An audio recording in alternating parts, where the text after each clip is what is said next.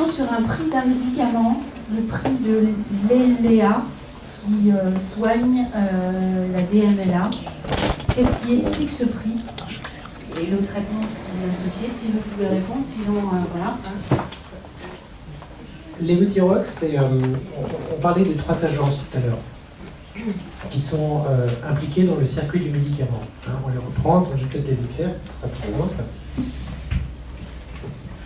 Donc, il y en a une qui s'appelle l'ANSM. C'est la plus connue, hein, on a parlé sur le Mediator, sur tout ça. La mission principale de l'ANSM en France, comme dans n'importe quel pays, c'est veiller à la sécurité sanitaire. La sécurité sanitaire, ça se fait de 2 façons. Ça se fait avant que le médicament existe et après. Avant, c'est ce que je vous disais tout à l'heure, on mesure le bénéfice-risque, c'est-à-dire sur la base des études cliniques fournies par les industriels. Ça, c'est un autre point qu'on n'a pas abordé tout à l'heure. C'est les essais cliniques. Alors oui, les essais cliniques, il y a un gros problème, parce que toutes les agences dont on va parler, la NSM puis la Haute Autorité de Santé après, ne se fondent leurs avis et leurs décisions sur les résultats d'études fournis par les industriels. Or, il a été démontré que les études négatives ne sont pas transmises par les industriels. Donc ça, on le sait. Ça, c'est le premier point. Et le deuxième point, c'est depuis les années 60 que c'est comme ça.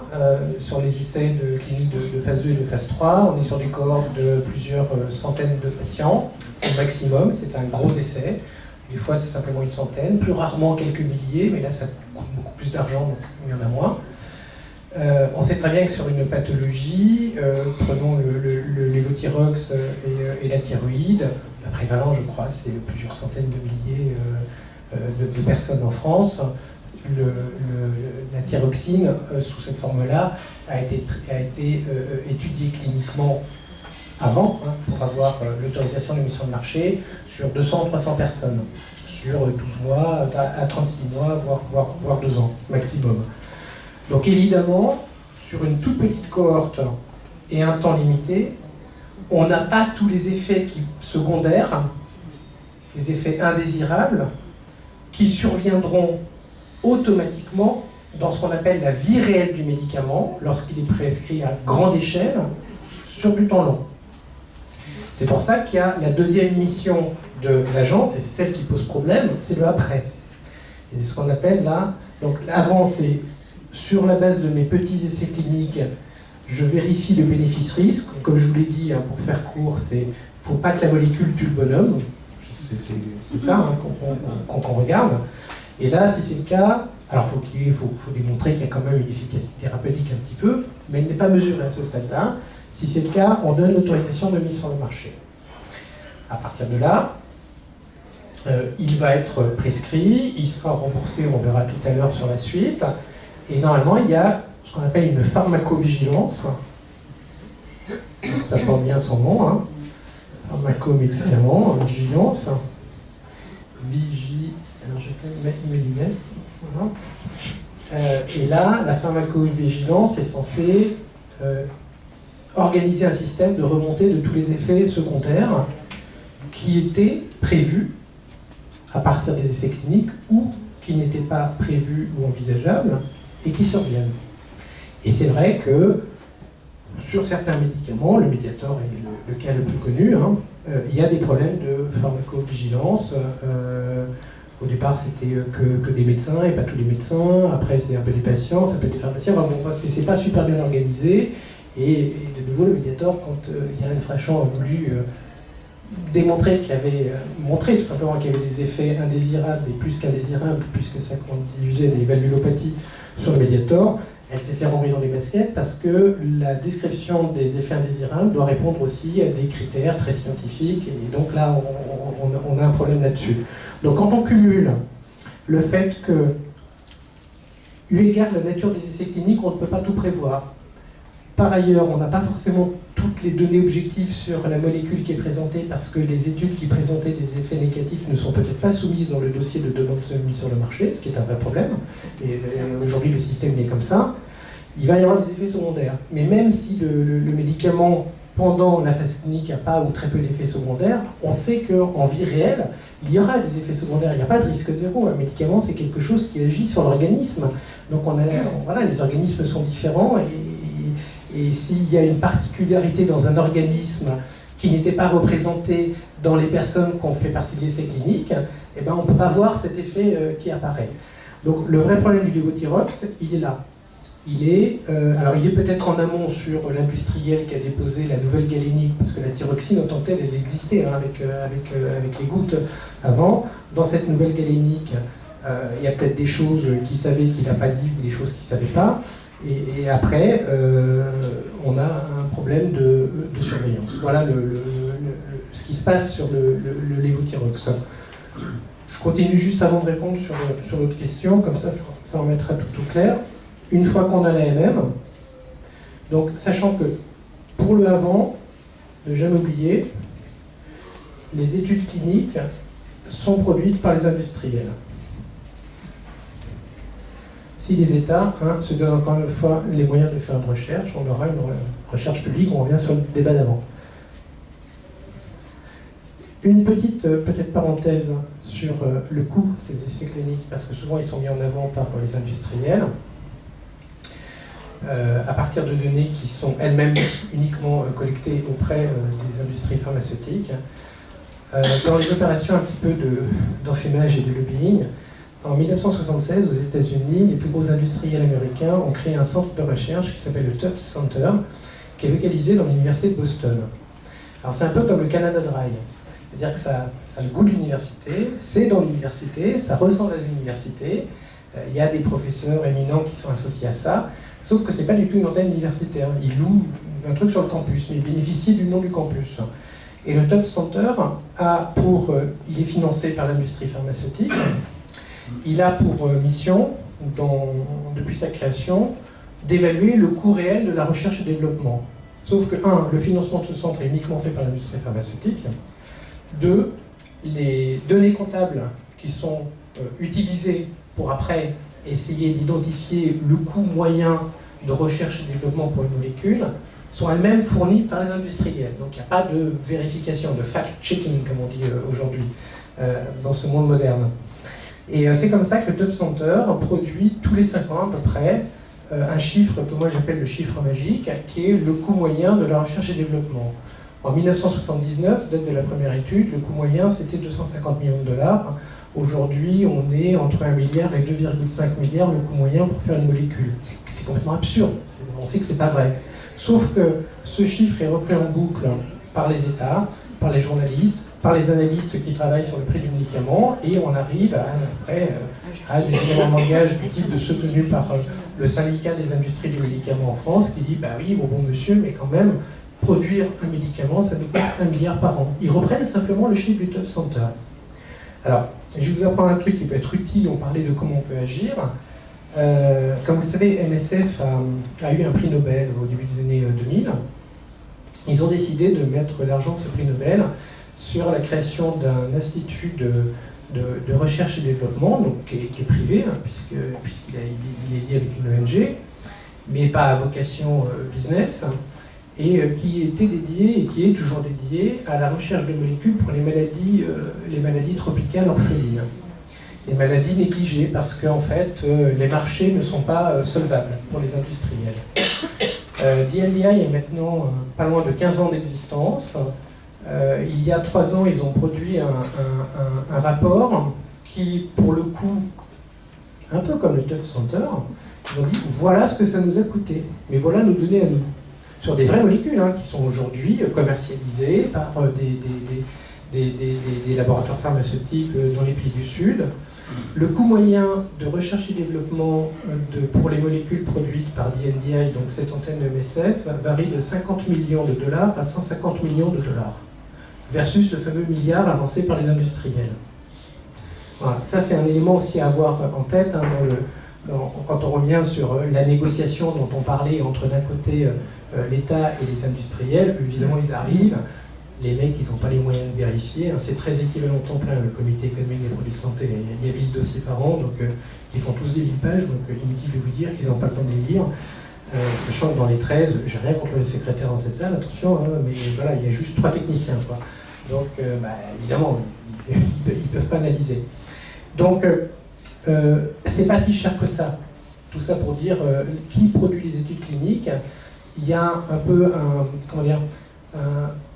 une idée, hein, il y a beaucoup d'idées préconçues dans cette histoire-là, qui consiste à dire oui, mais la recherche est trop chère, donc l'État n'a pas les moyens de payer la recherche et le développement. C'est pas vrai. Le coût moyen de recherche et développement d'une molécule chimique, le bio, le vivant, c'est un peu plus compliqué, c'est au grand maximum 120 millions d'euros. Voilà, c'est abordable, c'est pas le milliard d'euros. Donc voilà pour l'ANSM, la sécurité sanitaire, le lévothyrox, donc ça se joue là, ça se joue peut-être là au départ, mais là ça serait un procès d'intention de ma part, et comme c'est enregistré, je ne veux pas le faire. Il faut toujours des preuves dans la vie. Et moi, je vous ai apporté les preuves sur la commission d'enquête du Sénat.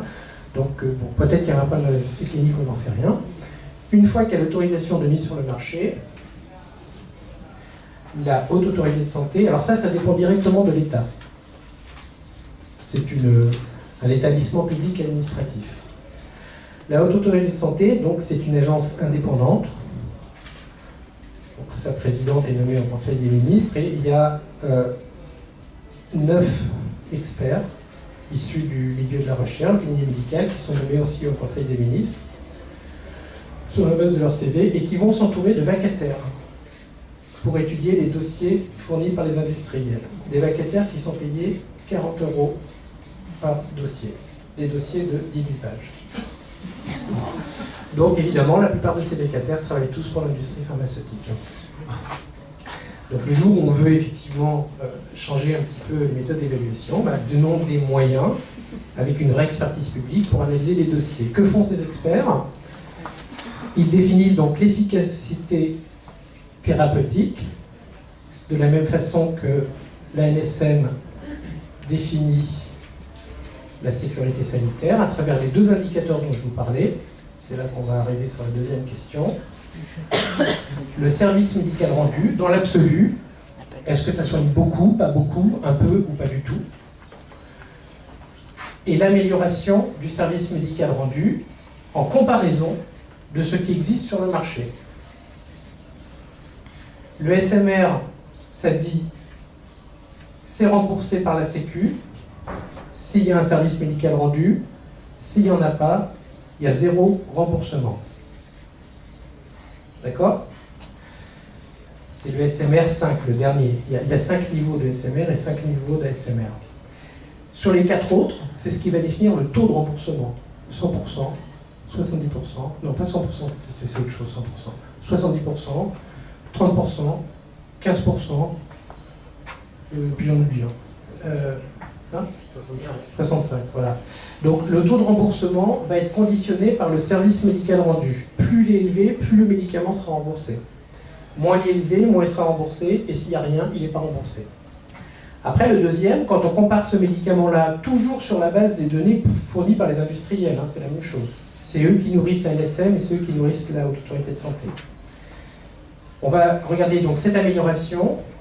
Et là, c'est le seul indicateur, on en parlait à la pause là, tout à l'heure avec un collègue, qui va être pris en compte par le comité économique des produits de santé, le truc où il y a 3 énarques et 2 industriels, et personne d'autre pour regarder ce qui se passe, qui est donc un organe, lui, interministériel, qui dépend véritablement de Bercy et de la ville de Ségur, le ministère de la Santé, ministériel.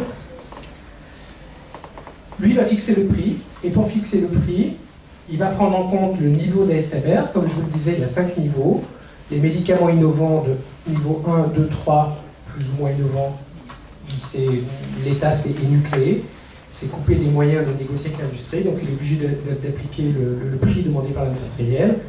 Le niveau 4, il va donner un prix, et ça c'est la loi qui le dit, l'industriel est obligé d'accepter un prix qui n'est pas plus élevé que ce qui existe sur le marché, et le niveau 5, il n'y a aucune amélioration. Ça ne veut pas dire que le médicament est mauvais, mais il n'y a aucune amélioration du service médical par rapport à ce qui existe, et là, le prix doit être inférieur aux classes thérapeutiques existantes. Et c'est là-dessus que quand on parle d'économie de la Sécu, je reviens un peu sur le remboursement, ça se fait là-dessus. Régulièrement, tous les 5 ans, il y a une révision de la SMR avec l'idée de baisser la SMR pour baisser les taux de remboursement, et on joue sur les SMR 4 et 5 pour essayer de baisser les prix. Donc en fait, ce système, il est aussi beaucoup utilisé au-delà de ce pourquoi il a été conçu au départ, qui est d'avoir une indépendance sur la sécurité sanitaire, l'efficacité thérapeutique, faisons comme si elle existait sur le papier. Il est aussi utilisé à des fins de pilotage économique du prix du médicament, par une instance, encore une fois, et contrôlé par personne, à part le ministre de la Santé, le ministre du Budget. Bon, voilà. Donc ça, vous avez la chaîne du médicament. Alors sur ce médicament que je ne connais pas, c'était pas une question. L'ELEA, ce médicament de la DMLA. Des piqûres apparemment. Piqûres en... Oui, écoute, et c'était quoi la question? C'était qu'est-ce qui explique son prix? Parce qu'apparemment, voilà. Je ne connais pas le prix, alors après, peut-être que ce qui explique son prix, c'est ce qu'on vient de se raconter tout à l'heure sur comment sont produits les médicaments aujourd'hui. Ils ne sont plus produits par les industriels, ils sont commercialisés et fabriqués par les industriels. Mais ils sont inventés, innovés ailleurs, hein, avec une financiarisation de l'innovation thérapeutique. Enfin, c'est vraiment un marché qui s'est créé et qui repose sur l'achat et le rachat de brevets. Après, je ne connais pas cette situation. Pourquoi les industriels ont confié l'externalisation de la recherche et développement? Ça leur coûtait cher. Vous savez, les industriels, c'est pas très intelligent. Globalement, c'est une vision de court terme, de rendu de continuel à ses actionnaires. Et en fait, quand on parle d'état stratège, c'est pas une connerie en fait dans l'absolu. Hein. C'est par exemple le rôle de la Caisse des dépôts et consignations dans notre pays, c'est la capacité à se projeter sur 20-30 ans parce qu'on n'a pas de compte à rendre à ses actionnaires dans l'année qui vient. Normalement, sur l'élection, on a 5 ans, donc ça c'est encore mieux, on commence les trucs avant et pas juste avant la fin du mandat, parce qu'on se représente de compensation. Donc lui, l'industriel privé, lui c'est tous les ans. Tous les ans qu'il a un conseil d'administration, tous les ans qu'il a, surtout sur les gros groupes qui sont de plus en plus détenus par des fonds de pension, qui sont des logiques de rentabilité financière à court terme, il est obligé de rendre des comptes. Donc il y a une période où maintenir des unités de recherche et développement qui soient productives au sens et profitables, qu'elles vont déposer des brevets, ça coûte quand même aussi un petit peu d'argent, et ça a été un poste de dépense à court terme qui a été supprimé. Parce qu'à l'époque, il était plus facile d'externaliser, sauf qu'en fait, ils n'ont pas vu venir la financiarisation du brevet par des startups, et maintenant ils sont prisonniers de ce système qu'ils ont créé.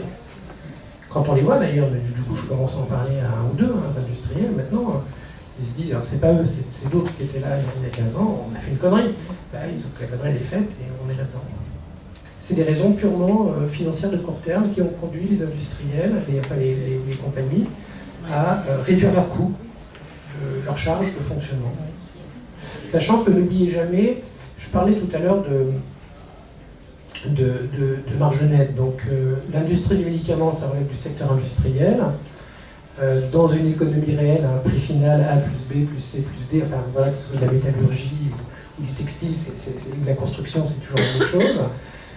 Le taux de marge nette après impôt dans le secteur industriel, dans les pays de l'OCDE, c'est 6%. C'est-à-dire que je vends 100 en chiffre d'affaires, à la fin j'ai 6 en bénéfice, une fois que j'ai tout payé, y compris mes impôts. Sur l'industrie pharmaceutique, déjà on était sur des niveaux très élevés avant la rupture dont je vous ai parlé. On était sur un taux de marge nette de 25%. Je vends 100 en médicaments, il me reste 25 une fois que j'ai payé mes impôts. Alors il se trouve qu'en plus sur l'industrie pharmaceutique mondiale, c'est comme Google, Microsoft, enfin les GAFA, il y a, je crois que vous avez vu un truc sur les politiques fiscales, il y a le sandwich hollandais, les firmes, les sièges des firmes sont aux États-Unis, font un contrat de licence avec une entreprise créée de toutes pièces qui est localisée dans les Bermudes ou dans les paradis fiscaux, qui elle-même crée une succursale en Irlande et qui va elle commercialiser sur tous les pays d'Europe. Et tous les profits sont rapatriés après aux Bermudes, donc du coup il y a très peu d'impôts qui est payé sur le médicament, comme sur Microsoft et Google. parce que c'est la fiscalité de la propriété intellectuelle. Bon, ça c'est une petite parenthèse sur un autre sujet, mais il y a aussi ça derrière. Donc on était sur 25% de marge nette, et là, avec cette histoire, on est passé à 50% de marge nette. Pourquoi je te parlais de la marge? Oui, parce que du coup, il y a une tension, si tu veux, il y a eu une habitude de récupérer beaucoup de bénéfices, et donc les industriels à l'époque ont été conduits, pour augmenter ces marges de bénéfices, à se couper de leurs unités de recherche et développement. Sauf que là, ils reviennent à la case départ, entre guillemets. Pourquoi est-ce qu'ils ne réintègrent pas la recherche et développement? Parce que c'est trop tard, ils sont prisonniers dans le système. C'est-à-dire qu'aujourd'hui... Ben oui, mais ça c'est... Oui, ça leur coûterait moins cher, mais en fait, ce qui se passe, il y a une concurrence entre 10 gros groupes. Donc le premier groupe qui décide de réimplanter une unité de recherche et développement, il ne produira un brevet que dans 4, 5, 6 ans, dans le meilleur des cas. Voire plus. Les autres vont continuer de racheter des brevets qui sortent tout de suite sur le marché, vont préempter des marchés, et là c'est 20 ans d'exclusivité de commercialisation. Donc prenons un traitement contre le cancer, prenons l'immunothérapie, il y a des brevets qui sortent par des startups aujourd'hui en immunothérapie. Prenons une immunothérapie sur le cancer de l'intestin, par exemple. J'ai un brevet qui est là qui me coûte 35 milliards. Je peux dépenser éventuellement sur un horizon à 5 ans, allez, 1, 2, 3 milliards pour faire mon unité de recherche et développement. Je ne suis pas sûr d'ailleurs d'avoir le brevet dans 5 ans. Donc on revient sur les temps de projection qui sont très longs, mais surtout, entre-temps, le concurrent va racheter le brevet à 35 milliards, va du coup l'avoir, et il a une exclusivité de commercialisation dans le monde entier, dans 80% du marché mondial, aux États-Unis, au Canada et en Europe. Et donc, j'aurais beau avoir dépensé 3 milliards de dollars, à la fin j'ai mon brevet, mais d'abord je ne l'aurai pas, parce qu'il y en a déjà un, et je ne pourrais, même si j'en obtiens un, je ne pourrais pas commercialiser, parce que c'est le principe du brevet. Quand j'ai un brevet, personne d'autre peut commercialiser, même si moi-même je ne commercialise pas. Donc voilà, ils sont prisonniers de ce truc, et le premier qui décide de s'en sortir, il est foutu à l'horizon de 5 ans. Donc c'est cette course à l'inflation, c'est comme ça que le chiffre d'affaires du laboratoire dont on parle, Gilead, il est passé de 250 millions de dollars dans les années 90 à 35 milliards de dollars aujourd'hui. Et il a fait des bons qualitatifs depuis la commercialisation du sofosbuvir. Et ça n'ira qu'en augmentant. Sauf qu'à un moment, les systèmes de sécu ne pourront plus payer. Parce qu'aujourd'hui, 20-25% de ce marché mondial est alimenté par les impôts d'Europe. Donc ça a quand même du poids, quoi, tu vois, c'est 250 milliards d'euros qui viennent des contribuables européens. Donc il y a un moment, elle n'est pas extensible, surtout dans une crise structurelle qui est celle de nos pays aujourd'hui. Quand les autorités fixent un prix, c'est pour quelle durée? C'est non révisable pendant... Si, c'est révisable. Alors, c'est révisable tous les 5 ans déjà, comme je l'ai dit, il y a une réévaluation donc, du service médical rendu pour les traitements. J'ai un SMR qui m'est donné par la Haute Autorité de Santé en 2017. Normalement, en 2022, il doit être évalué. Alors, comme ils sont en retard, des fois, pendant 10 ans, je garde mon truc. Après, il y a la politique conventionnelle dont je parlais. Je ne m'y suis pas forcément arrêté, mais c'est très important. Parce qu'en fait, c'est une politique qui elle-même est inflationniste. Plutôt que d'être dans un rapport de client-acheteur assez classique où je négocie un prix avec effectivement un rapport de force dès le départ qui est inégal, parce que n'oubliez jamais que l'industriel arrive en position de monopole. C'est-à-dire qu'il a des prétentions de prix et il dit en gros à l'acheteur qui est l'État, si tu ne prends pas ce prix-là, je ne commercialise pas. Sauf qu'avec le brevet, quand il dit je ne commercialise pas, ça veut dire que personne d'autre ne peut entrer sur le marché. Donc vous imaginez, on en parlait tout à l'heure avec une collègue, la pression après des opinions publiques, des professionnels de santé, des associations de malades, des soignants, sur l'absence d'un médicament qui est là. Donc ils sont obligés à un moment d'accepter ces prix. Mais comme je vous le rappelais, ils ont des dispositifs légaux qui n'ont jamais été utilisés, comme cette fameuse licence d'office qui permet de s'extraire du brevet pendant un temps donné quand ça dépasse les bornes. Voilà, ça ne s'est pas utilisé. Plutôt que de faire ça, l'État a décidé en 1994 de mettre en place donc, ce qu'on appelle une politique conventionnelle, parce qu'elle repose sur le droit privé. C'est un petit peu en lien d'ailleurs avec les débats sur le droit du travail aujourd'hui, et les hiérarchies des normes. il y a la loi, la loi n'impose que ça, hein. Le prix du médicament il est en fonction de son amélioration du service médical rendu et le remboursement il est en fonction du SMR, c'est tout. Après, le prix, c'est une négociation. Donc pour encadrer les négociations, l'État signe tous les 3 ans un accord cadre, ça s'appelle comme ça, avec le LEM, les entreprises du médicament, qui est le syndicat des industries du médicament en France, et qui définit 2 choses. Il définit le cadre dans lequel se fera la négociation pour tous les médicaments. Et il pose des contraintes sur ça doit durer tant de temps, sur les médicaments innovants, il faut prendre en compte les prix dans d'autres pays européens, donc on sait que les prix sont plus élevés. Par exemple, la France n'a pas le choix sur l'innovation thérapeutique, comme je vous ai dit, elle s'est coupée un peu l'herbe sous le pied, elle est obligée de s'aligner sur les prix de 4 autres pays, l'Espagne, le Royaume-Uni, l'Allemagne et l'Italie. Et alors l'Italie et l'Espagne c'est un peu moins cher, mais l'Allemagne et le Royaume-Uni c'est beaucoup plus cher, ce qui nous met d'office dans une position qui est toujours moyenne plus ou moyenne plus élevée. Et là, même si l'État a les moyens, par exemple, grâce à ce qu'on a fait en affaiblissant un brevet, il est prisonnier de cette convention et il est obligé d'appliquer une moyenne de prix qui est sur le haut.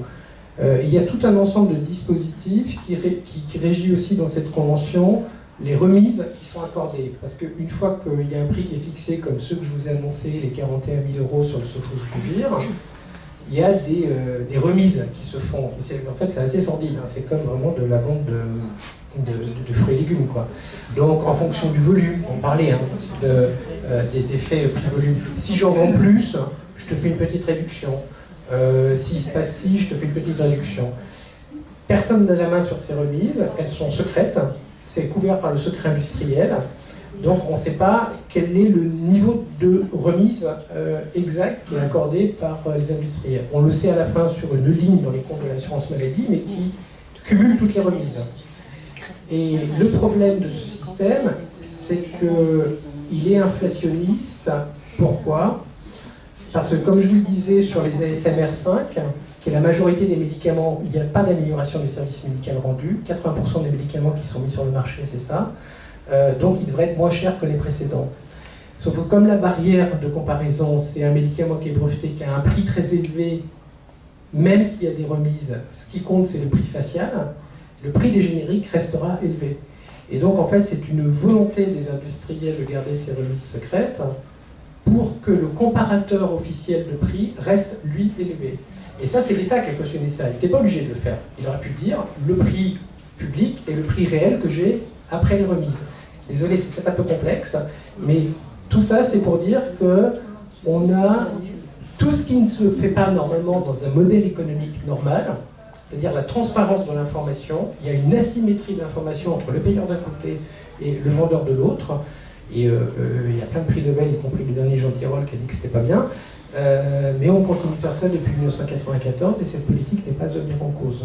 Le rapport de la Cour des comptes dont on parle, je vous incite à lire la page 693, très exactement, c'est la réponse du LEM au rapport de la Cour des comptes et qui défend becs et ongles cette politique conventionnelle au même moment où la Cour des comptes dit que cette politique conventionnelle est inflationniste et contribue à l'augmentation du prix du médicament en France. Donc à défaut de s'attaquer à ça, on fait du déremboursement pour réduire la part prise en charge par l'assurance maladie. Ce sont des choix politiques. Quelle est la durée de vie d'un pharmacien? Ça, c'est une bonne question aussi. Un brevet, normalement, c'est 20 ans.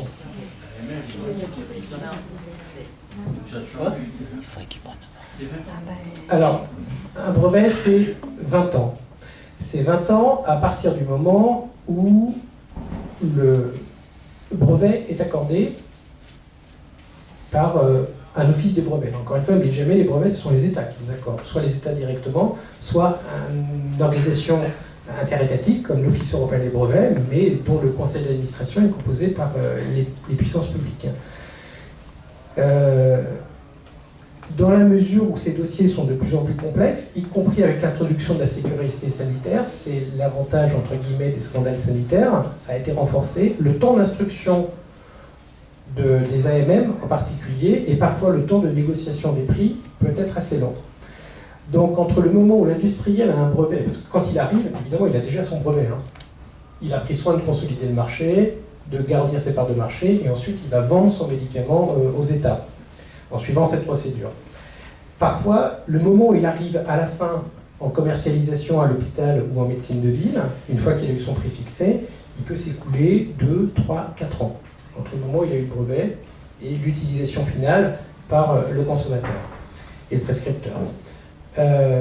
Donc il y a un lobbying qui a été très fort dans les années 80, auprès en particulier de la Commission européenne, pour créer ce qu'on appelle des certificats complémentaires de protection qui garantissent 5, 7 à 10 ans supplémentaires de brevet après l'utilisation réelle du médicament. Les industriels disant « mon brevet il fait 20 ans, t'as mis 4 ans pour me donner l'autorisation de mise sur le marché et sur le prix, j'ai perdu 4 ans, donc je demande 4 ans complémentaires ». Ça, c'est pas du tout dans le droit des brevets. La Convention européenne sur le brevet dont je vous ai parlé, elle ne stipule pas du tout ça. Les dispositions de l'Organisation mondiale du commerce, qui sont pourtant très restrictives, ne permettent pas les certificats complémentaires de protection. Ce sont les États, essentiellement l'Union européenne et puis les marchés, enfin les États canadiens et américains, qui, sous la pression des industriels, ont décidé d'accorder des certificats complémentaires de protection. C'est quoi un certificat complémentaire de protection? Une fois que le brevet est fini, un industriel génériqueur peut demander une autorisation de mise sur le marché pour une molécule qui est bioéquivalente, biosimilaire, mais ne pourra pas la commercialiser, même s'il a l'autorisation, tant que le certificat complémentaire n'est pas expiré. Donc c'est comme ça que les industriels ont gagné du temps sur les brevets. La deuxième façon de gagner du temps, c'est un petit peu en lien aussi avec le lévothyrox, pour le coup, c'est de changer, par exemple, la galénique, la forme du médicament. Le principe actif ne change pas, mais on va ajouter un adjuvant, on va parfois changer simplement la couleur du comprimé. On considère ça comme une innovation, comme une nouveauté, comme une invention. Vous vous souvenez des 3 critères dont je vous ai parlé? Ces abrutis de l'Office européen des brevets qui ne lisent pas les dossiers disent oui, bien sûr, c'est un nouveau médicament, pourtant c'est exactement le même avec la même indication, et ils reprennent 20 ans de brevet. Il y a un des exemples les plus connus, c'est alors la troisième façon de maintenir la protection. Donc il y a les certificats complémentaires, il y a les MeToo, ça s'appelle comme ça, hein, ceux dont on change un petit truc, mais c'est les mêmes, MeToo moi aussi, hein, c'est de l'anglais. Et il y a le changement d'indication. On s'aperçoit en cours de route, avant l'expiration d'un brevet, que ma molécule, elle va agir sur autre chose. Tout de suite, je redépose un brevet et je reprends pour 20 ans. L'exemple le plus connu, c'est l'AZT. Vous vous souvenez de l'AZT? C'est une des premières molécules utilisées dans le VIH-Sida. Le premier brevet de l'AZT a été déposé en 1965, soit 15 ans avant l'arrivée du sida, pour une indication qui n'avait rien à voir. À l'expiration du brevet, donc 20 ans, hein, 85, un peu avant, l'industriel qui le possédait s'aperçoit à partir d'essais cliniques que ça agit sur l'infection à VIH, donc redépose un brevet pour la même molécule, il n'a rien changé, simplement avec l'indication VIH. Il en a repris pour 20 ans. On arrive en 2005, fin 2005, cette molécule-là, on s'aperçoit qu'on peut la combiner avec une autre molécule, ça s'appelle un combo, mais 2 en 1, c'est comme la lessive, et ça agit toujours sur le VIH, mais de façon plus efficace. Hop, il redépose un brevet. Total, une molécule qui a été inventée initialement au début des années 60 est toujours couverte par un brevet, je crois que ça s'arrête là, en 2017 ou 2018, très bientôt. Et ça, c'est vraiment une perversion du système des brevets. Donc là, ils sont très forts là-dessus. C'est pour ça qu'il faut les attaquer sur les brevets. Donc, combien de temps ça dure? Si je prends la loi c'est la Convention européenne sur le brevet et l'Organisation mondiale du commerce, c'est 20 ans. Dans l'absolu, ça peut durer jusqu'à 40-45 ans. Le générique, c'est seulement, on peut les faire qu'après le brevet, c'est ça? On peut, le générique, alors on peut le faire avant, mais on ne peut pas le commercialiser avant. Le générique, il y en a un, du Sofosbuvir, mais ils n'ont pas le droit d'entrer sur le territoire de l'Europe aujourd'hui, parce que le brevet court jusqu'en 2024, parce qu'il y a un certificat complémentaire de protection aussi. À 2028 même, avec le certificat complémentaire de protection. L'utilisation du licence de Alors, fils. je ne sais pas si je pourrais. Bon, on va revenir devant et après on ira derrière. Oui, dans la mesure où vous faites partie donc, de Médecins du Monde, je vais me permettre d'extrapoler un petit peu nos propos.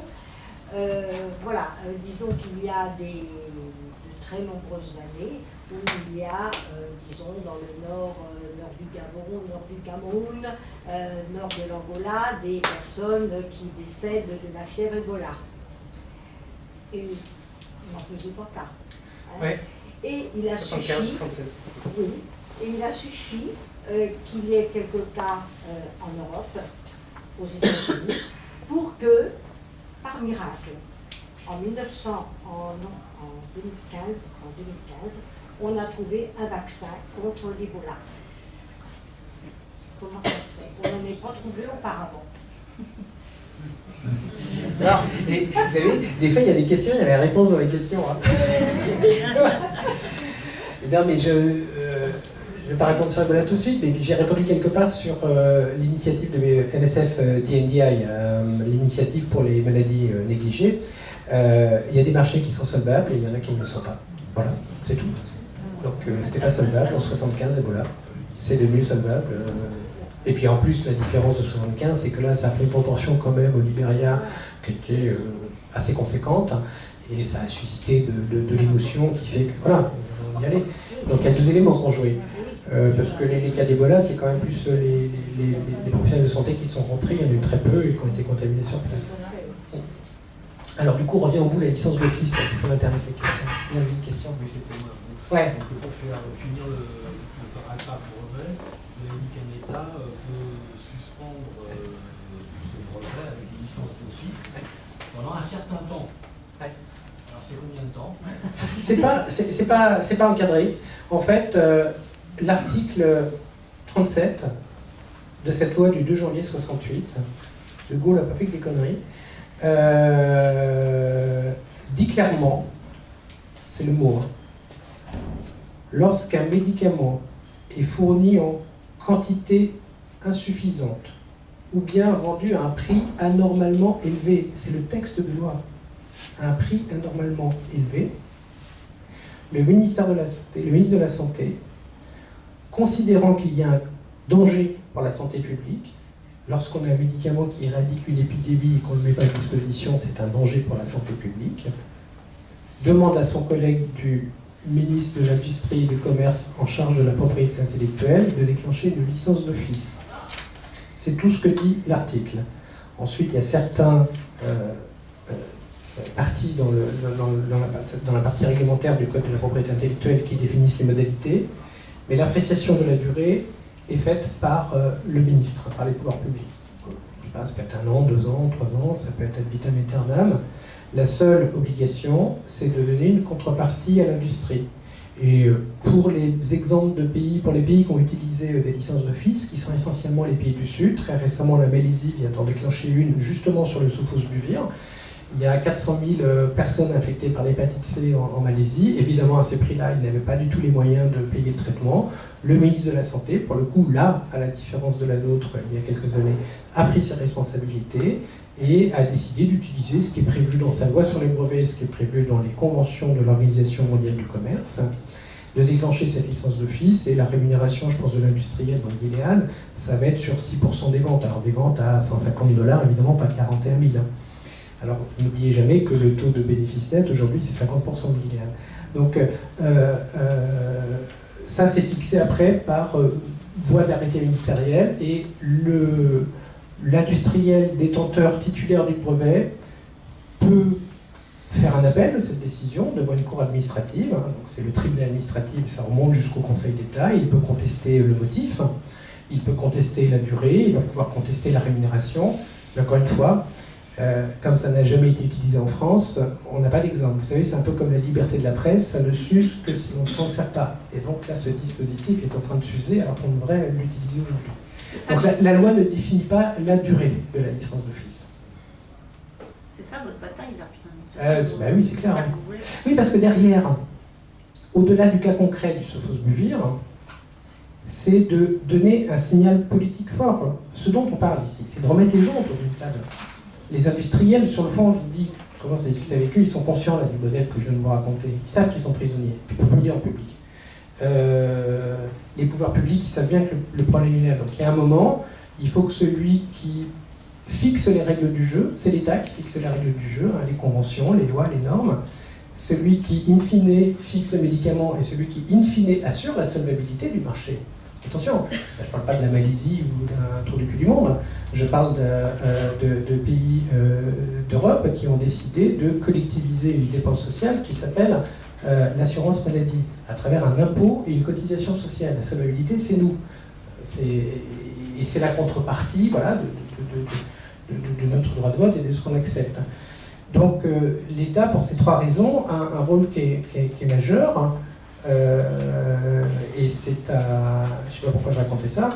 En tous les cas, il doit s'autoriser à siffler la fin de la récréation en utilisant le seul outil légal qui permet de le faire, qui est celui-là. On parlait en aparté avec un collègue sur les propos de Marisol Touraine. J'aimerais bien revenir 30 secondes, effectivement. Comme vous le savez, elle a fait plein d'effets d'annonce, je garantis l'accès universel, elle a fait ça en mai 2016. De fait, c'est arrivé finalement que très récemment. Les critères de rationnement dont je vous parlais n'ont été levés qu'en avril 2017, juste avant la présidentielle. Donc pendant 2 ans et demi, il y a des gens à qui on a dit non, vous n'êtes pas assez malade pour être soigné, même si vous avez cotisé 45 ans à la sécurité sociale. C'est la réalité de ce pays. Malgré ça, elle a dit j'ai fait baisser les prix. Oui, elle a fait baisser les prix à la fin du Sophos-Buvir. Pourquoi? Parce qu'on a fait un procès. Donc évidemment, le rapport de force avec le laboratoire, il a changé. En 2 mois, le prix a baissé. En 2 mois. Merci Médecins du Monde, elle ne nous a jamais appelés. Et c'est pas très grave. La question n'est pas là. La question, elle est sur, entre-temps, le laboratoire lui-même, les labos, dans leur stratégie mondiale, préparent plusieurs phases de lancement de traitement sur une même pathologie, avec leurs propres médicaments qui vont se concurrencer eux-mêmes, toujours en ayant une amélioration de ce service médical dont je parlais, ou des choses comme ça. Et il y en avait un qui était dans le pipeline, qui est aujourd'hui indiqué en première ligne du traitement d'hépatite C, qui a été commercialisé à partir d'avril, justement, 2017, à 43 000 €. Or, il se trouve que ce médicament-là, c'est celui qui est aujourd'hui recommandé par les experts qui travaillent sur l'hépatite C et qui est pris en charge par l'assurance maladie en première intention. Donc le Sophos-Buvir, dont elle a fait baisser le prix de 41 000 à 27 000, du jour où elle a fait baisser le prix, c'était de toute façon un médicament qui n'était plus utilisé. Donc c'est se foutre de la gueule du monde, premier point. Et deuxième point, le traitement qu'elle a autorisé à la fin est encore plus cher que le premier. Voilà, ça c'est la réalité, merci du bilan. Désolé, je me lâche un peu parce que je ne sais pas si vous avez compris. Et je ne sais pas pourquoi je te dis ça. C'était quoi la question? C'était quoi déjà? Il y avait une question au départ qui m'a amené à ça, mais je ne me souviens plus. On revient sur la licence d'office. Oui, c'est ça, c'est votre combat, la licence d'office. Donc, des petits bricolages en petits bricolages dans un environnement qui est contraint, où l'État, depuis 1994, s'est lui-même empêché, si tu veux, de négocier avec classe industrielle, nous étions dans une situation qui est définie par la loi, un médicament vendu à des prix anormalement élevés que l'on ne peut pas donner à l'ensemble de la population. Elle est claire, la loi. C'est juste la loi, quoi. Et on n'a pas été lui dire ça, on n'a pas entendu. Pas voulu l'entendre. Marisol Touraine a travaillé pour les laboratoires pharmaceutiques entre 1995 et 1997 avant d'être élue députée de l'État. C'est quelqu'un qui était dans les labos. Elle a géré un think tank en fait qui était financé par les laboratoires. Je me lâche une ministre. Ils sont tous comme ça. L'équipe de Macron, Ouais. il y a un mec des labos qui s'appelle Moi, la question de la dame, c'était aussi, mais il est où l'enjeu? Enfin, c'est quoi ce que vous voulez? Alors Non, ça y est. je voulais compléter par rapport à ça. L'enjeu, c'est la sécurité sociale pour tous. Là, actuellement, on nous parle aussi de baisser les charges sociales. Les charges sociales, c'est nos cotisations sociales, c'est la sécurité sociale pour tous. Et l'idée, c'est aussi de démontrer que le fameux trou de la sécurité sociale dont on parle est aussi lié au prix des médicaments. Et ça implique après, derrière, beaucoup de déremboursements. L'aide médicale d'État qui est pour les étrangers, qui est régulièrement attaquée et instrumentalisée par les politiques. Donc il y a cet enjeu-là aussi de défendre la sécu et la sécu pour tous. Et alors voilà, du coup je retrouve le fil. on avait une occasion historique majeure, une occasion en or, dans un contexte dans lequel le courage politique parfois peut faire défaut, de part et d'autre. Nous avions une situation sanitaire qui correspondait à l'article de loi dont je viens de vous parler. Un danger pour la santé publique en raison d'un prix anormalement élevé. Et encore une fois, pas inventé par de dangereux gauchistes. Un truc créé par le général de Gaulle, c'est pas le plus grand des révolutionnaires. Mais un truc créé au-delà de lui par les parlementaires et les pouvoirs publics de l'époque, quand ils ont décidé d'accorder le brevet comme l'arrangement social pour rémunérer l'innovation, ce qui était encore une fois une nouveauté pour le médicament, hein. Avant c'était sans brevet, ils avaient prévu un garde-fou, ça s'appelle comme ça. Nous avons simplement demandé que le garde-fou qui était prévu dans la loi de longue date, plus d'une 50aine d'années, soit utilisé. Une situation de ce type, avec toutes les preuves, ne s'était jamais présentée. Jusque-là, on était dans un débat qui était, on en parlait un petit peu à la pause avec certains collègues, dans un truc, oui, mais il y a du lobby, machin, oui, c'est vrai, tout ça. Finalement, on le dit entre nous, et ça n'a pas changé la face du monde. Là, nous avions des faits objectifs. Faits objectifs, décision ministérielle de rationnement. Faits objectifs, décision, enfin, logique économique d'un industriel dont nous savons que le seul souci à court terme, c'est de chercher la capacité maximale du payeur de la sécurité sociale à absorber la demande. C'était jamais arrivé, ça. On avait tout. Tout. C'était une voie en or pour prendre une décision politique forte, pour non pas uniquement régler le cas de l'hépatite C, et puis de s'occuper des pauvres malades de l'hépatite C, mais bien poser un vrai débat public sur ce mécanisme-là, et tout ce qui est un petit peu autour, et on parlait de la sécurité sanitaire, le reposer dans des termes un peu plus rationnels, un peu plus avec le sens de l'intérêt public comme guide du débat, et un peu plus avec l'État au centre du jeu, hein, dans ces règles du jeu dont je parlais. Ça ne se présente pas tous les jours une occasion comme ça. Il n'y en a pas d'autres là, de cas de médicaments qui vont être rationnés? Pour l'instant, il n'y en a pas d'autres, non. Après, je vous donne rendez-vous dans un an sur certains anticancéreux. Voilà. Il n'y a pas une utilisation par les États-Unis, qui ne sont pas le modèle de santé dont on peut rêver, de licence d'office contre la maladie du charbon en 2001-2002. Sur l'anthrax. Ah, il y a eu l'anthrax. L'anthrax, oui. Ouais, c'était l'anthrax. Je vous disais, la licence d'office, c'est comme la liberté de la presse, ça s'use que si on ne s'en sert pas. Elle n'a pas été utilisée en France. Elle a été utilisée aux États-Unis il y a bien longtemps, dans les années 60, à une époque où il y avait un sénateur qui était à la commission des finances du Sénat à l'époque, dans les années, fin des années 50-60, qui était le responsable de la commission antitrust, et qui a aidé à déclencher les licences d'office pour régler des positions, des abus liés à des positions de domination chez les industriels. Mais ça, c'est vieux. Plus récemment, vous avez totalement raison, en 2001, après donc, les attentats du 11 septembre, dès le début octobre, fin septembre, il y a les fameuses lettres à l'anthrax, et qui sont considérées comme une menace terroriste, de fait.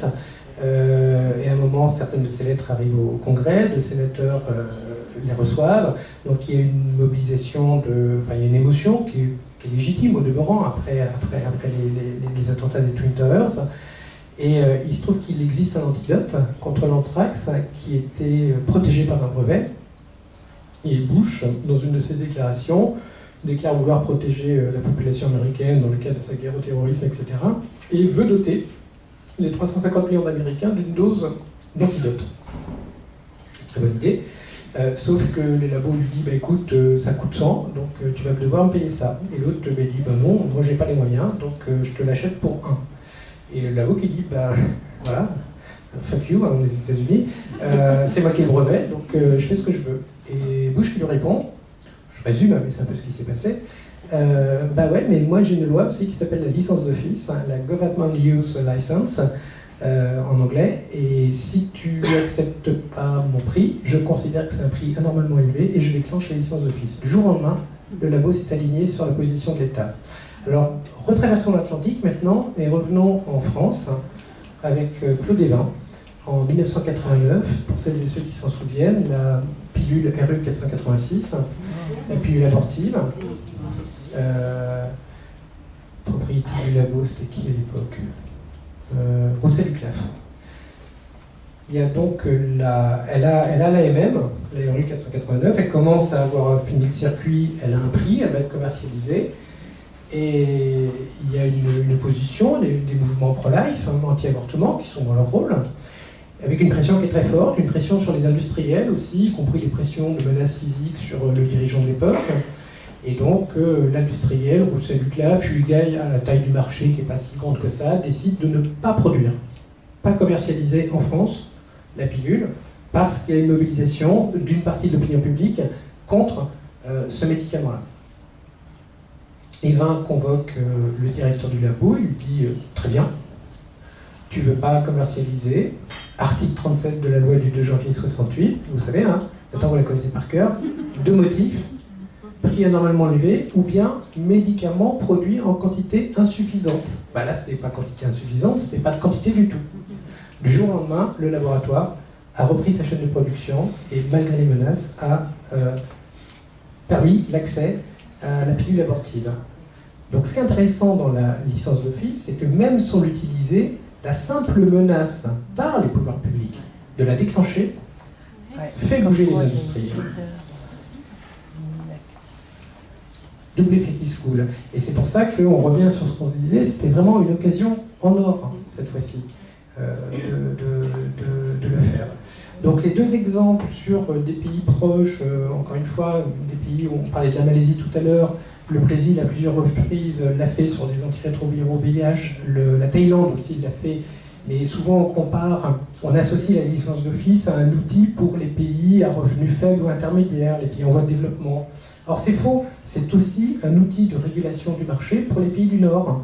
Donc ne nous privons pas de l'utiliser, ou en tous les cas de menacer de l'utiliser, parce qu'il y a 2 références historiques, celles que nous venons d'échanger là maintenant, qui montrent que c'est efficace et ça marche.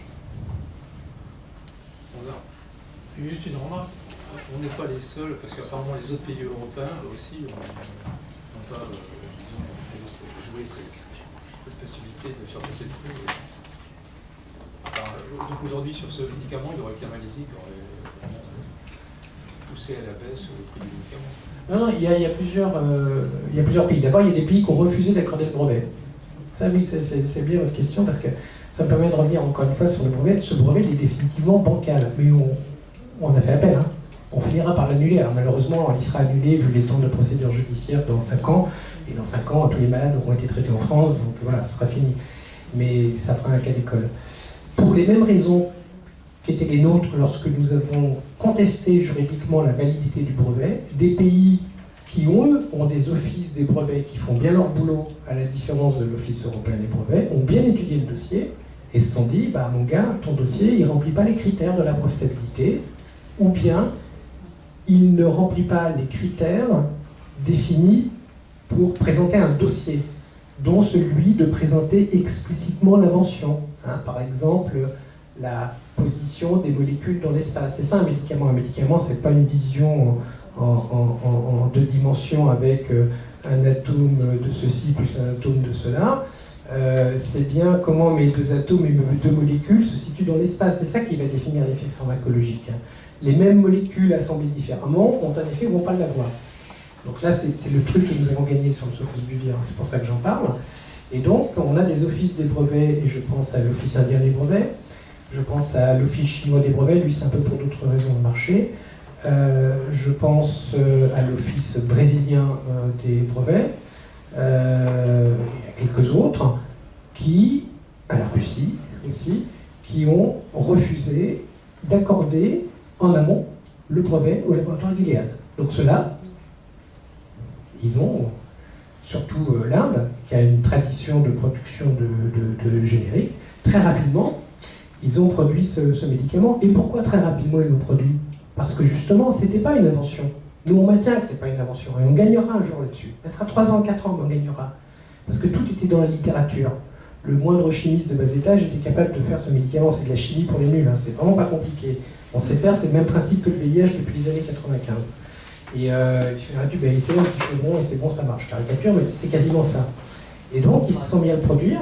C'est comme ça qu'on a des Indiens qui sont génériqueurs aujourd'hui, qui abondent une partie du marché. Les Égyptiens l'ont fait.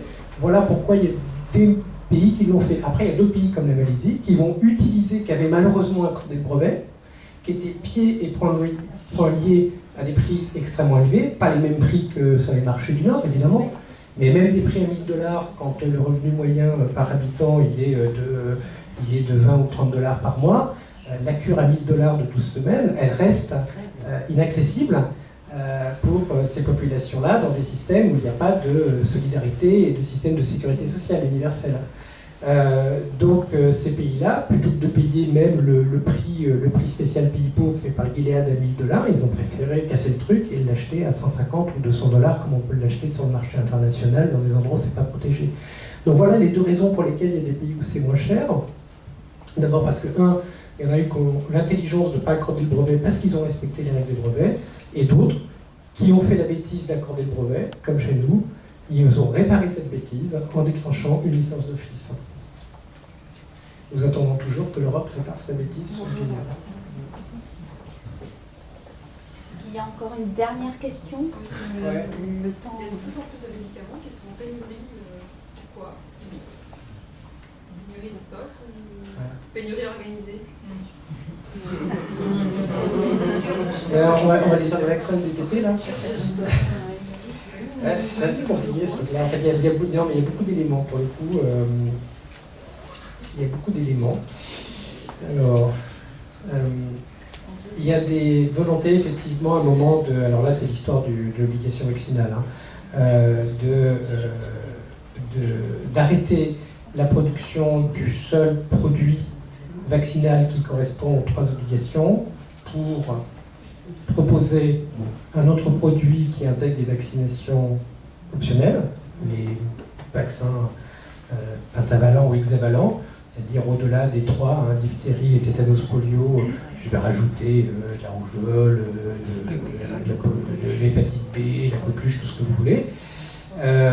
Pourquoi pas? Sauf qu'il y a l'obligation de laisser le seul vaccin qui est obligatoire. Donc ça, c'est une pénurie qui est organisée, très clairement, parce que le prix de vente du vaccin hexavalent est proportionnellement beaucoup plus important que... et en plus, là, pour le coup, il y a des preuves aussi, ça a été montré, non pas parce qu'il y a plus de vaccins, mais proportionnellement, il est beaucoup plus rentable que les TP. Après, il y a des vrais... les industriels, il ne faut pas croire que les industriels et l'État, dans sa vision prospective sur le médicament, ils ne sont pas très bons. C'est des visions à très court terme, où ils anticipent parfois assez peu des demandes. Pour ce qui concerne l'État, c'est même pas de la vision à court terme à l'année qui vient, c'est une conduite de la politique du médicament dans le rétroviseur. On regarde ce qui s'est passé l'année d'avant pour essayer d'anticiper ce qui va se passer l'année d'après, y compris en termes de régulation des prix. Donc vous cumulez une absence totale de projection de la part des pouvoirs publics, sauf en situation de crise. C'est le H1N1. D'un seul coup, allez hop, je prends 10 millions de doses de vaccins et qu'on ne servait à rien. Et vous prenez de l'autre côté des industriels qui se projettent sur des horizons simplement à 1 an.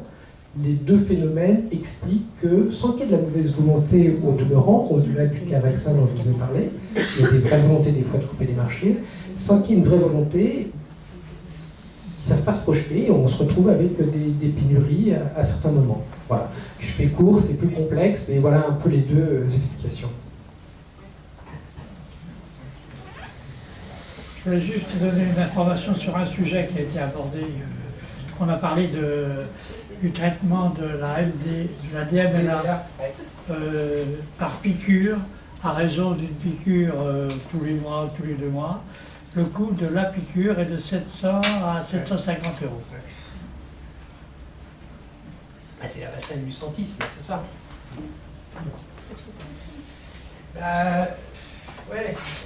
Alors, c'est intéressant la DMLA parce qu'il y a un produit initial qui est celui-là, dont effectivement le prix unitaire forfaitaire il est de 760 €, un truc comme ça, de mémoire. Et on s'aperçoit qu'il y a un anticancéreux qui a aussi une action sur... Alors, c'est Novartis et Roche, je ne sais plus lequel est lequel, mais c'est 2 labos qui vivent de la politique des brevets. Donc, il y a un labo qui commercialise sous brevet un médicament qui est indiqué dans la DMLA, c'est le seul au départ, et donc pareil, pour la même raison, situation de monopole, de force, il arrive à ce prix-là, le cœur de prix.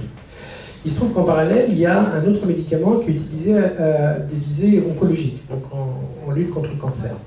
Et on s'aperçoit à travers un essai clinique qu'il agit aussi sur la DMLA, sauf que ce médicament est 10 fois moins cher. Mais il n'a pas d'indication pour la DMLA. Donc les pouvoirs publics, là c'est le petit bins qu'il y a eu, l'ANSM, c'est son rôle, quand elle définit les autorisations de mise sur le marché, elle associe la mise sur le marché à une indication thérapeutique. Ce deuxième produit, qui était pour le cancer, elle lui a donné ce qu'on appelle une recommandation temporaire d'utilisation. Elle n'a pas changé l'AMM, mais elle a autorisé les médecins à le prescrire dans le cas de la DMLA. Y compris, derrière, très clairement, il y avait des raisons financières, ça coûtait quand même moins cher. Et là où c'est intéressant, c'est que le deuxième labo, alors je sais Roche University, je ne sais jamais lequel est lequel, anyway, le labo qui gagnait quelque part le nouveau marché aurait pu être super content, et bien pas du tout. Les deux labos ont fait appel de la décision de la NSM auprès du Conseil d'État. Pourquoi? Le premier qui vendait à 760 parce qu'il avait un concurrent évidemment qui allait lui piquer ses parts de marché. Mais le deuxième, comme il fait la même chose sur d'autres traitements, il ne voulait pas créer un précédent. Il était prêt à se priver d'un marché supplémentaire qui n'était pas cher pour pouvoir éviter que les pouvoirs publics donnent un signe de « on peut avoir un traitement aussi efficace, beaucoup moins cher ». Voilà le fin fond de l'histoire. Donc là où c'est caricatural, c'est que deux laboratoires concurrents se sont alliés, tous les deux, pour s'opposer à une décision des pouvoirs publics, puisque la NSM, c'est pas indépendant, c'est le ministère de la Santé, sur des indications thérapeutiques de deux médicaments avec la même efficacité, mais avec des prix de 1 à 10. Et elle est très intéressante cette histoire.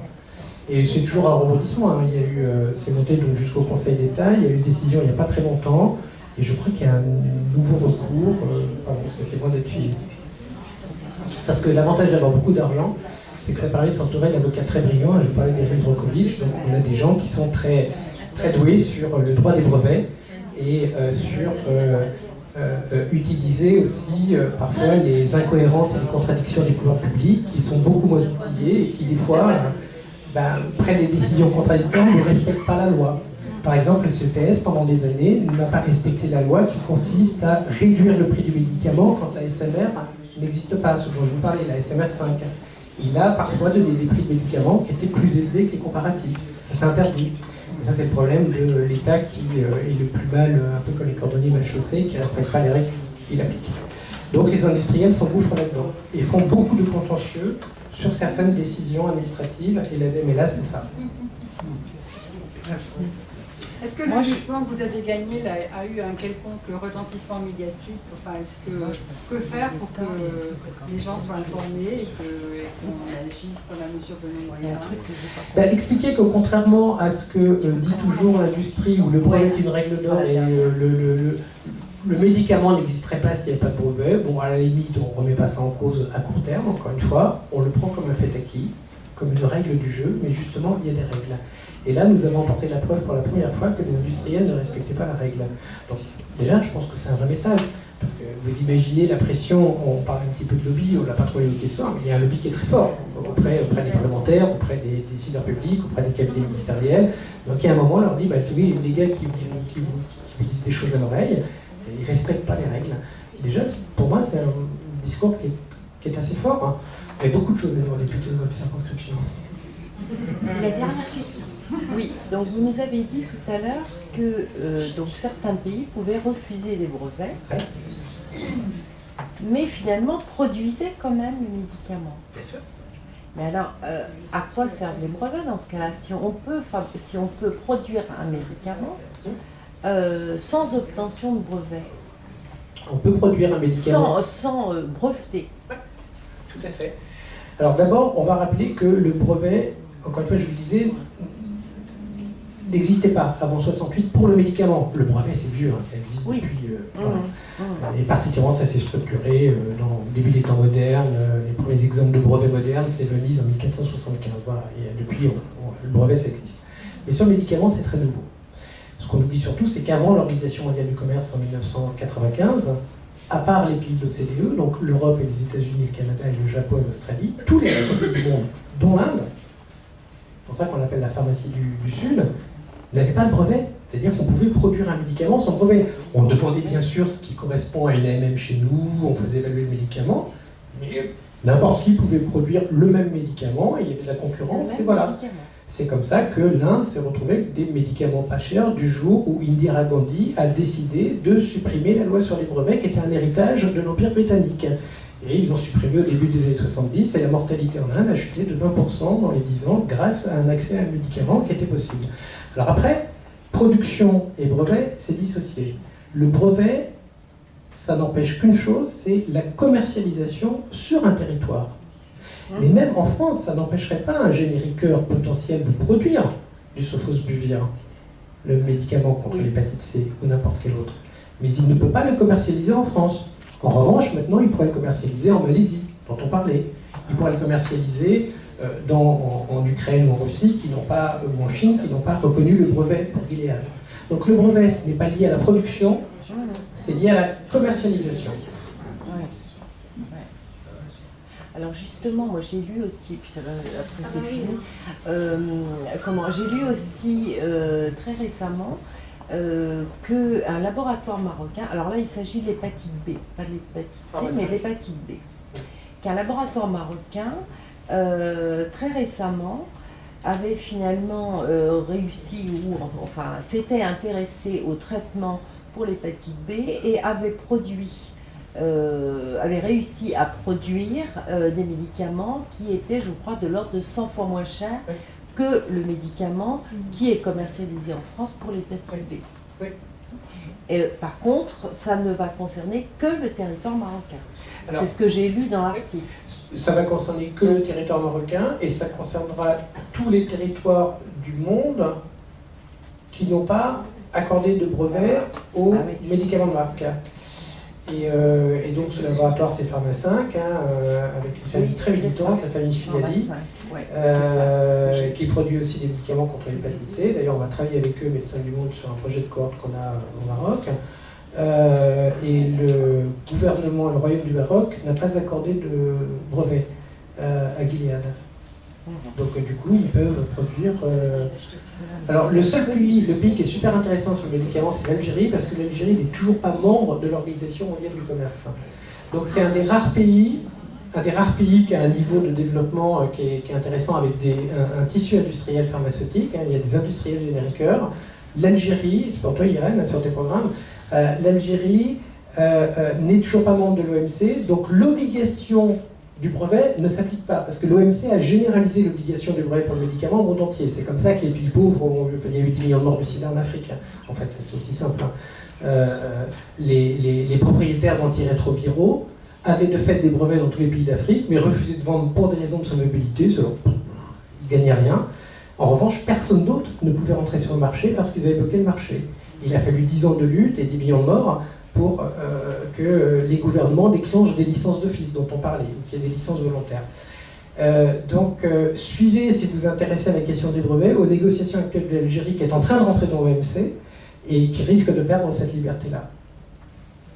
Je crois que le Vatican aussi est pas dans l'OMC. Il y a 2-3 pays comme ça, mais en termes de gros pays, l'Algérie est le seul qui n'est pas encore rentré dans l'OMC. Donc c'est le seul qui a cette liberté totale de produire des médicaments, d'apporter des médicaments comme elle veut. Tous les autres, ils sont soumis à la loi sur les brevets. Alors après, les offices accordent pas les brevets. C'est le cas du Maroc, il n'a pas accordé au laboratoire de Marc. Parfois, les titulaires de brevets dans d'autres pays ne demandent pas aussi de brevets. Je pense que sur le Maroc, Gilead n'a pas demandé pour d'autres raisons qui n'ont rien à voir. Bien, merci. Merci beaucoup. Passionnant.